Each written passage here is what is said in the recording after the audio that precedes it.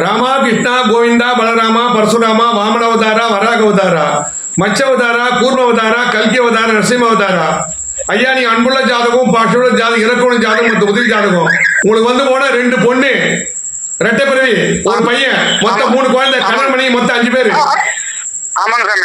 அதாவது நீ நல்லா இருக்க சொல்ல ஒரு காலத்துல ராஜா மாதிரி வாழ்ந்தீங்க. கிரானைட் தொழில வண்டி வாகன காரு பங்களா எங்க போனா வரவேற்பு.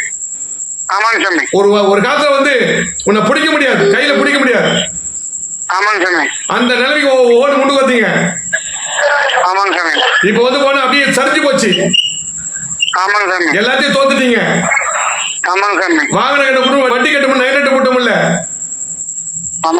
உங்க மனைவி ஒண்ணு மதிக்கல, உங்க பிள்ளைங்களும் ஒண்ணு மதிக்கல. உங்க முன்னுக்கு ஒரு வரல கூட அப்பா அப்பான்னாங்க, அம்மா நீதான்ப்பா அப்பா நீதான் உயிர் பாண்டாங்க. அவங்க படிச்சு முன்னுக்கு ஒரு வரலும் உன்னை வந்து அப்பா அப்பான்னு ரொம்ப அன்பா பார்த்தாங்க. உங்களால காரியம் ஒரு வரலும் அன்பா இருந்தாங்க. அவங்க காரியம் முடிஞ்ச உடனே உங்களை விட்டு விலகிட்டாங்க.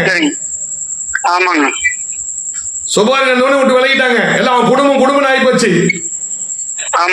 உங்க மனைவி ஒண்ணு மதிக்கல, உங்களை வெறுக்கிறாங்க, சொந்த பத்தில விலகி நிக்கிறாங்க. எல்லாம் விட்டு விலகிட்டாங்க. இப்ப கையில பணம் முழுக்கல. அதாவது ஐயா எல்லாமே சொந்த பந்தல ஒண்ணு விலகிட்டாங்க. சொத்து பத்து இருக்கிறதுல உங்களை மதிச்சாங்க உங்க பிள்ளைங்களா. உங்ககிட்ட சொத்து பத்து எதுவும் இல்லைன்னு ஒண்ணு விலகிட்டாங்க. அதால மனைவி இல்லாம போயிடுச்சு. பணம் தான் மதிப்பு இந்த உலகத்துல வாழ முடியும். சொத்து பத்து இழந்துட்டீங்க. அனாத மாதிரி நீங்க.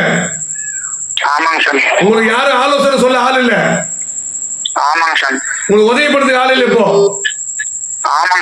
மனைவி மக்களும் ஒதுக்கிட்டு தனியா சாப்பாடு வழி இல்லாம சுத்துறீங்க. இப்போ நாடு விட்டு மாதிரி சுத்திட்டு இருக்கீங்க. சொல்லுங்க இருந்து மாற்ற வரணுமா வேணவா?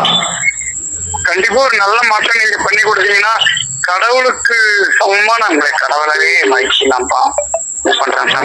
எங்களை ஜோசியரை பார்த்தா ஜோசியரை பார்த்துன்னா அந்த நிலைமை வந்திருக்காது. உங்களுக்கு வரக்கூடிய ஆபத்து இது முன்னாடி நடந்த சம்பவத்தை சொல்லிட்டேன்.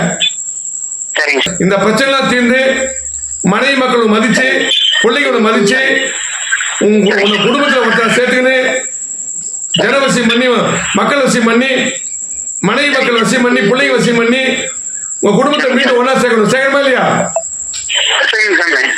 கையில பணம் கொடுக்க வர மாதிரி அமையணும்.